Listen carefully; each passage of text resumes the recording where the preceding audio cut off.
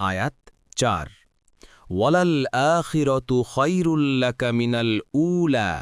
অনুবাদ, আর অবশ্যই আপনার জন্য পরবর্তী সময় পূর্ববর্তী সময়ের চেয়ে শ্রেয়।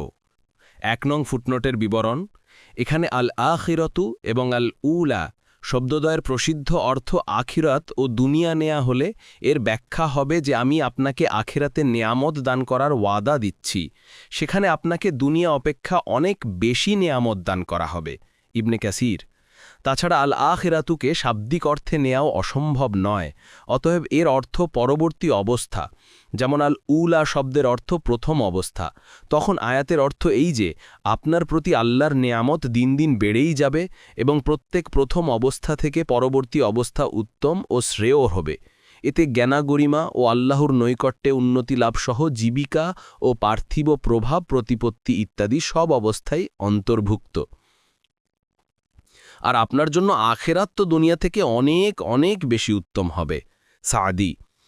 আব্দুল্লাহ ইবনে মাসউদ রাদিয়াল্লাহু আনহু বলেন, রাসূলুল্লাহ সাল্লাল্লাহু আলাইহি ওয়াসাল্লাম একটি ছাটাইতে শোয়ার কারণে তার পার্শ্বদেশে দাগ পড়ে গেল। আমি বললাম, ইয়া রাসূলুল্লাহ, আমার পিতামাতা আপনার জন্য উৎসর্গ হোক, আমাদেরকে অনুমতি দিলে আমরা আপনার জন্য একটি কিছু তৈরি করে দিতাম যা আপনাকে এরূপ কষ্ট দেয়া থেকে হেফাজত করত। রাসূলুল্লাহ সাল্লাল্লাহু আলাইহি ওয়াসাল্লাম বললেন, আমার আর এই দুনিয়ার ব্যাপারটি কি? আমিও দুনিয়ার উদাহরণ তো এমন যেমন সবারই কোনো গাছের নিচে বিশ্রামের জন্য আশ্রয় নিল, তারপর সেটা ছেড়ে চলে গেল। ইবনে মাজাহ 4109, মুসনাদে আহমদ 1 অংশ 391।